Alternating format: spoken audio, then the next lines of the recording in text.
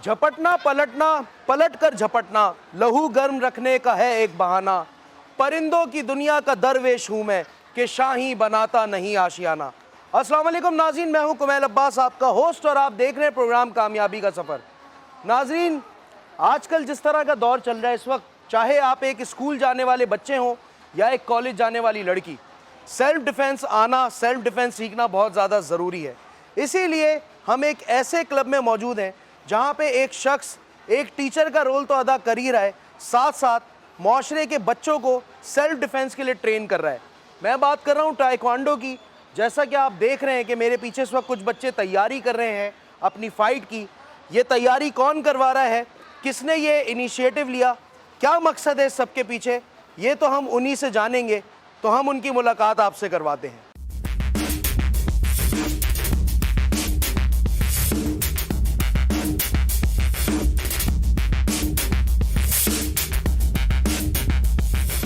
जी नाज़रीन, तो जिस क्लब की हम बात कर रहे हैं उसके दोनों टीचर्स हमारे साथ मौजूद हैं। ये दोनों सिर्फ टीचर्स ही नहीं हैं, बल्कि मैं ओनर नहीं कह सकता। पहली बार मैं एक ऐसा प्रोग्राम कर रहा हूँ जिसमें मैं आपसे कहूँगा कि ओनर्स नहीं है, बिकॉज़ ये उस क्लब को इस वक्त विदाउट एनी फ़ीस, बग़ैर किसी चार्जेस के चला रहे हैं।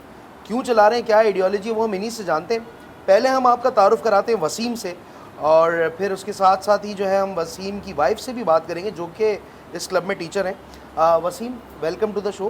कैसे हैं आप? Thank you so much. मैं ठीक ठाक, अल्लाह का करम है। क्या ज़रूरत पेश आ गई है कि आप बच्चों को, स्ट्रीट चिल्ड्रन को या अंडर प्रिविलेज बच्चों को फ्री ऑफ कॉस्ट टाइक्वांडो सिखा रहे हैं? ऐसा क्यों कर रहे हैं आप?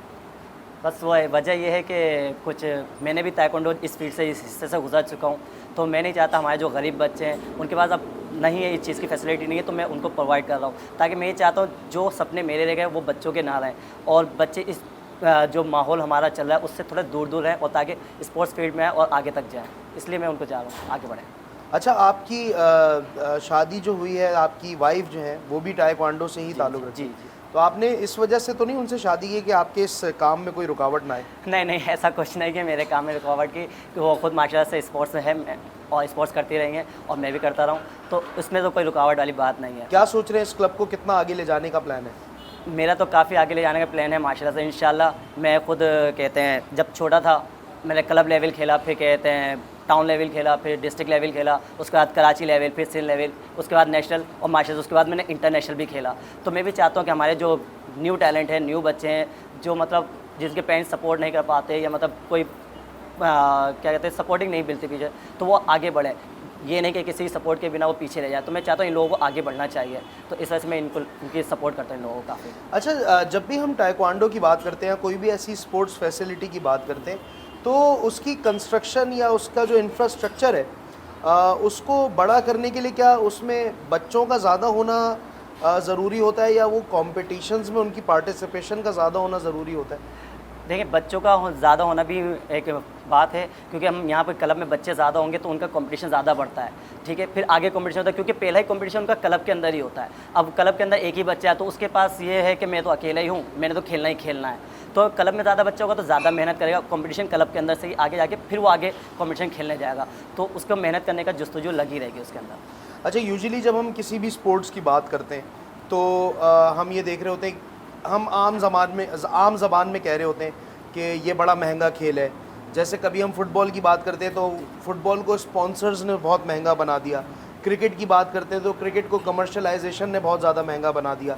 इसी तरह गोल्फ़ है, उसका इक्विपमेंट बहुत ज़्यादा महंगा है। टाइक्वांडो कंपैरेटिवली इतना महंगा नहीं है, लेकिन उसके बावजूद कुछ इक्विपमेंट्स और कुछ कपड़े तो ख़रीदने पड़ते हैं। वो ये बच्चे कैसे अरेंज करते हैं? बस ये कि काफ़ी बच्चे मेरे पास, कुछ बच्चे हैं जिनको मैंने अपनी तरफ से मतलब अरेंज करके दे दिया, कुछ बच्चों ने मतलब थोड़े किस्तों पे कि अपनी पॉकेट मनी बचाए इस तरह से लिया, तो उन्होंने यूनिफॉर्म परचेज़ कर लिया। आहिस्ता आहिस्ता वो लोग कहते हैं अब जो उनका सामान है, किट वगैरह, वो उस तरफ जा रहे हैं। ये मतलब बच्चों के अंदर लगन है, तो अपनी पॉकेट मनी बचा के, या जो मुझसे होता है वो मैं सपोर्ट कर लेता हूँ, बाकी इस तरह से चल रहा होता है, और बाकी बच्चे परचेज़ कर लेते हैं अपनी चीज़ें, इस तरह से होता है।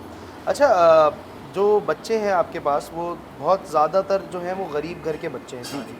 मेरे ख्याल में सारे ही गरीब घर के बच्चे हैं, क्योंकि आप उनको बगैर फ़ीस के सिखा रहे हैं। लेकिन इंटरेस्ट कैसे पैदा करते हैं आप उनके अंदर? इंटरेस्ट ऐसे पैदा करते हैं कि अभी मैंने एक नई चीज़ निकाली है, मैं फ्री चैम्पियनशिप करवा रहा हूँ।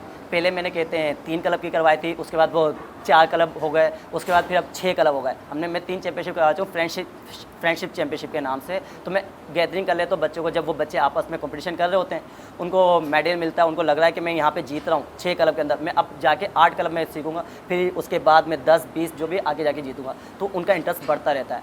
कभी कभार बीच में हम लोग बेल्ट प्रमोशन रख लेते हैं या किसी गेस्ट को बुला लिया तो उनके सामने कोई परफॉर्मेंस करवा देते हैं, तो बच्चों का इंटरेस्ट बढ़ता जाता है इस तरह से। जब ये अंडर प्रिविलेज्ड बच्चे जो कि चीज़ें ज़्यादा अफोर्ड नहीं कर सकते, उन्हें टाइक्वांडो के कपड़े भी ख़रीदने होते हैं, जूते भी ख़रीदने होते हैं, और फिर बाकायदगी से आपके पास आना पड़ता है, क्योंकि ज़ाहिर है मैं ये चीज़ अंडरस्टैंड करता हूँ कि टाइक्वांडो में थोड़ी सी स्ट्रिक्टनेस भी होती है। स्ट्रैचिंग, अगर कोई थोड़ी सी डंडी मार रहा होता है बच्चा तो उसको डांटा भी जाता है, अगर फाइट ख़राब कर रहा होता है तो उसे डांटा जाता है। तो इन बच्चों को पकड़ के रखने के लिए क्या टेक्निक इस्तेमाल करते हैं आप? पकड़ के रखने के लिए तो मैं यही टेक्निक करता हूँ कि कभी कभार ऐसा होता है कि मैं बच्चों के पेरेंट्स को बुलवा लेता हूँ, उनको ये मोटिवेट करता हूँ इस तरीके से कि ये स्पोर्ट्स है। इसमें सबसे बड़ी बात कि बच्चा थोड़ा नशे से दूर रहता है, पेरेंट्स को इस तरीके से कहते हैं, क्योंकि छालिया तो नॉर्मल है, लोग खाते ही खाते हैं। तो मैं ये मोटिवेट करता हूँ लोगों के इन चीज़ों से वो दूर हो जाएंगे। जब पेरेंट्स के आता है तो वो बच्चे को भी सपोर्ट कर रहे होते हैं, ठीक है, बच्चों टाइम पे भेज रहे होते हैं, आगे सपोर्ट नहीं लेकिन टाइम पे ज़रूर भेजने लग जाते हैं। काफ़ी बच्चों को फिर मैं ये भी बोलता हूँ, बेटा अगर आप खेलोगे तो मैं आपको यहाँ मतलब लेके जाऊँगा, इंशाल्लाह आपको प्रमोट करूँगा आगे तक, मैं आपको इसी लेवल पर तक नहीं रखूँगा। तो इस वजह से कुछ बच्चे आए थे। हाँ, कुछ बच्चे हैं थोड़ा डांट भी पड़ती है, लेकिन वो माशा से अच्छे हैं। जब उनको लग रहा है ना कि एक चीज़ हम आगे बढ़ रहे हैं तो वो आ जाते हैं फिर अपने टाइम पर इंशाल्लाह। अच्छा वसीम, माशाल्लाह से आप एक इंटरनेशनल चैम्पियन हैं, आपने मेडल्स हासिल किए इंटरनेशनली भी, नेशनली भी आप खेलते रहे। फिर इस वक्त इस जिम के अंदर भी आपके पास स्टूडेंट्स आते हैं और एक वेल पेड काम आप कर सकते हैं। आप अगर किसी पोर्श एरिया में जाएं, वहाँ प्राइवेट कोचिंग दें तो आप काफ़ी पैसे अर्न कर सकते हैं। तो क्या वजह है कि आप ये बग़ैर पैसों के इतने सारे बच्चों को अपना कीमती वक्त दे रहे हैं? बस मैंने आपको शायद इससे पहले भी बताया था, वजह ये है कि मैं जब छोटा था तो मैंने भी खुद स्टार्ट किया था। तो आप शायद आपने मेरा इलाका जो क्लब है वही मेरा इलाका है, आपने देखा होगा कि वो थोड़ा गरीब ही इलाका है। तो मैं वहाँ से पहले पैदल आया करता था, सिंध स्पोर्ट बोर्ड में सीखता था। मेरे सर का नाम है मास्टर मसरूर जमान खान। तो मैं वहाँ सीखा था, पैदल आता था, पैदल जाता था, खुद अपनी पॉकेट मनी जो भी होता था वो बचाता था। तो मैं ये चाहता हूँ कि जो बच्चे मेरी तरह हैं तो उनका दिल ना टूटे, मतलब दिल आज़ारी ना हो। तो इस वजह से चाहता हूँ कि ये बच्चे करते रहें। हालांकि काफ़ी जगह हैं जो इस पर काफ़ी फ़ीस लेते हैं, माशाल्लाह से बहुत ज़्यादा फ़ीस है, और क्योंकि स्पेशल गेम है, एक ओलंपिक गेम है ये, तो फ़ीस है। तो लेकिन मैं चाहता हूँ कि मैं इन बच्चों को आगे ले जाऊँ, और टैलेंट ज़्यादा गरीब बच्चे में नज़र आता है तो वो आगे बढ़ते हैं। तो मैं चाहता हूँ कि बच्चे मतलब किसी चीज़ से रहे नहीं, इसलिए। हाँ, और यूजुअली आजकल जैसे नशे की आपने बात की, ये तो बहुत ज़्यादा कॉमन है। First of all hats off to Sindh police, सबसे पहले आप लोगों ने शीशे पे पाबंदी लगाई जो कि हर बच्चा ऑलमोस्ट कर रहा था। और अभी रिसेंटली हमने सुना है कि जो गुटखा है, छालिया है, पान है, टोबैको जो इलीगली चल रहा है। तो thank you so much Sindh police, आपको इस चीज़ का क्रेडिट जाता है कि अगर इस वजह से हमारे बच्चे रुक जाते हैं तो this would be a very good service from you people, and GTV आपको ट्रिब्यूट देता है इस बात पे। वसीम, बहुत ज़्यादा बच्चे हमें देख रहे होते हैं, अगर उनको छालियाँ नहीं मिल रही होती तो वो पान खा रहे होते हैं, पान नहीं मिल रहा होता तो इवन समद बॉन्ड से कुछ बच्चे नशा कर रहे होते हैं, कुछ बच्चे किसी और किस्म का नशा कर रहे होते हैं। आपको लगता है कि आपकी तरह से और लोगों को भी ये काम करने चाहिए ताकि पाकिस्तान की आने वाली नस्लों में से नशे की आदत ख़त्म हो? मैं तो चाहता हूँ हमारे जितने भी स्पोर्ट्समैन इंसान हैं, जो भी मतलब बाकायदा अपनी एकेडमी जो चला रहे हैं, उन एकेडमी के अलावा इन बच्चों को उनको देखना चाहिए और उनको इस फील्ड में लेके आएँ। क्योंकि नशे की हालत ऐसी है कि गरीब लोग ज़्यादा जल्दी लग जाते हैं इस नशे में। छालियाँ नहीं मिलती तो अगर हमारे पास पॉकेट मनी नहीं है तो हम किसी और से मांगने लग जाते हैं। इस तरह से नशे की आदत ऐसे हो जाती है। तो मैं चाहता हूँ कि जो दूसरे जो बड़े बड़े क्लब खोले हुए हैं या अकेडमियाँ खोली हुई हैं, तो वो चाहे अपना थोड़ा टाइम इन बच्चों के ऊपर भी दें कि थोड़ा इनको भले थोड़ा टाइम दे दें ताकि वो मोटिवेट हों तो नशे से दूर हो जाए इस तरह से। अच्छा, आप अपने बच्चों को कुछ डाइट वगैरह की प्लानिंग भी बताते हैं कि क्या खाना चाहिए, कब सोना चाहिए, कब उठना चाहिए? जी, मैं पूरी टाइमिंग बताता हूँ उनको कि आपने क्या खाना है, किस टाइम खाना है, कितने बजे आपने ट्रेनिंग करनी है, सोना कितने बजे है। ये नहीं कि आप गए और सो गए, ये गए। मतलब मैं इस चीज़ की डाइट वगैरह हर चीज़ बताता हूँ कि कब किस टाइम क्या चीज़ खानी है। सही। और आप अभी खुद भी कंपटीशन कर रहे हैं, अभी आप अपनी भी ट्रेनिंग कर रहे हैं, तो आप अपनी ट्रेनिंग का टाइम कब निकालते हैं? बस ये कि बच्चों में प्रैक्टिस कराता हूँ तो उसके बाद थोड़ा आधा घंटा मैं अपने लिए निकाल लेता हूँ, क्योंकि मेरा खुद का भाई और मैं, हम दोनों एक ही हाइट के और एक ही वेट के भी हैं, तो हम दोनों आपस में प्रैक्टिस कर लेते हैं। एक छोटा भाई भी है, उन लोगों के साथ थोड़ा गैदरिंग हो जाती है तो मैं अपनी भी प्रैक्टिस कर ही लेता हूँ। ठीक है। नाज़रीन, बातें तो बहुत मज़े मज़े की चल रही हैं, लेकिन साथ साथ जो है वो हमारे चैनल पे चलते हैं कमर्शियल्स और उनके लिए लेना पड़ता है हमें ब्रेक। तो इस वक्त हम एक ब्रेक ले रहे हैं, ब्रेक से वापस आते हैं तो वसीम से कुछ और बात भी करेंगे और फिर इनकी जो वाइफ हैं, जो ज़ाहिर है कि इनका बेटर हाफ है, इनकी लाइफ पार्टनर है और साथ साथ इनकी टाइक्वांडो पार्टनर है, तो उनसे भी आपका कुछ तारुफ कराएंगे। तो कहीं जाइएगा मत, हमारे साथ रहिएगा।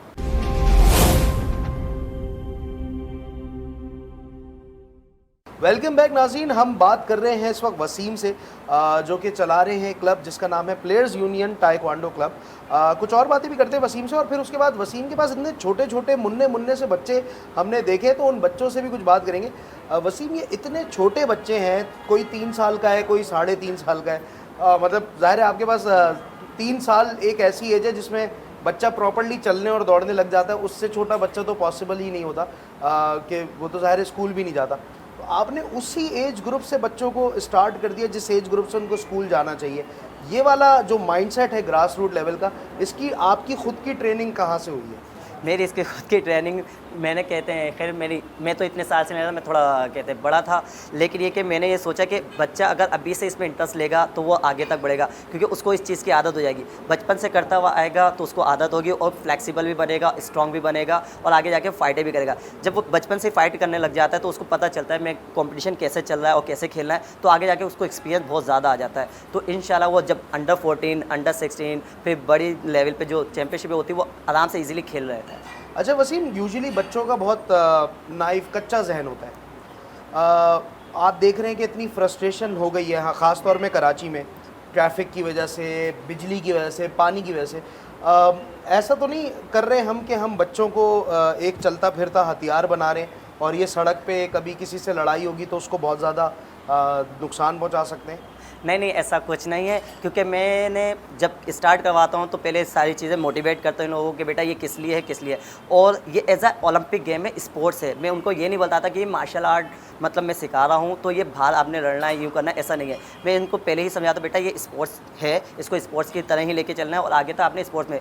और मैं अपना खुद का बताता हूँ, मैं जब ये ताइक्वांडो नहीं करता था, मैं बहुत लड़ाई झगड़े करता था बाहर, लेकिन जब मैं ताइक्वांडो की फील्ड में आया मेरे दिमाग में इतना सुकून आ गया, इतना रुकाव आ गया, अगर कभी किसी से कोई बात भी हो जाती तो मैं खुद सॉरी करता हूँ और चला जाता हूँ।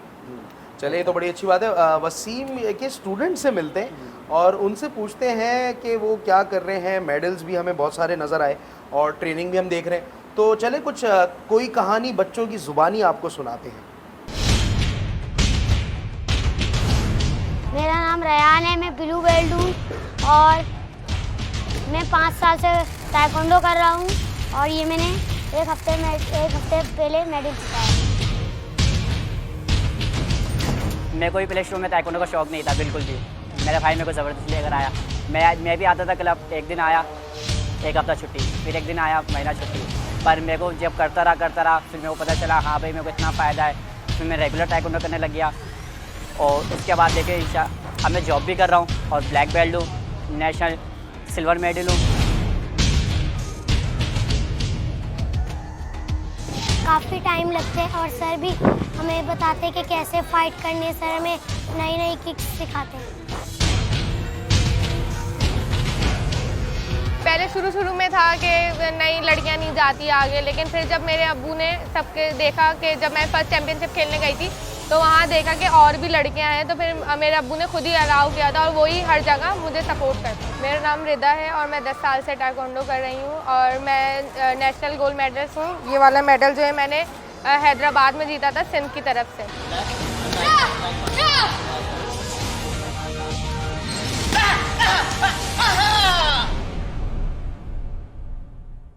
नाज़रीन, इस वक्त हमारे साथ मौजूद हैं मिसेस अमामा वसीम।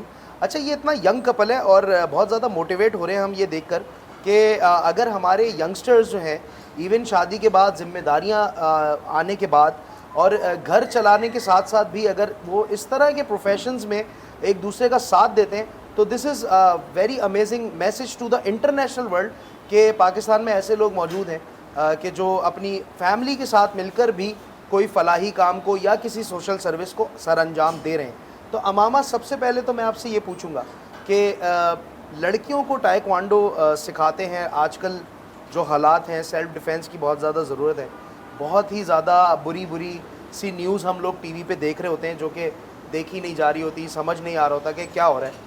आपको लगता है कि अगर सेल्फ़ डिफेंस यहाँ पाकिस्तान में हम सारी लड़कियों को सिखा दें तो वो कभी कभी अपना दिफा खुद कर पाएंगी? जी बिल्कुल, क्योंकि जो है ना सेल्फ डिफेंस आपको आता होगा ना तो आप अपने आप को प्रोटेक्ट कर सकते हो। अगर आपको नहीं आता होगा तो फिर आप अपने आप को प्रोटेक्ट नहीं कर सकते। उस टाइम होता है कि कोई आपका साथ देने वाला नहीं होता, पर आप अपना साथ खुद दे सकते हो। इसलिए हर लड़की को चाहिए कि वो सीखे। मेरा ओपिनियन ये है कि हर लड़की सीखे। अच्छा, जब आप इस फील्ड में आई थी तो आपके पेरेंट्स ने आपको सपोर्ट किया?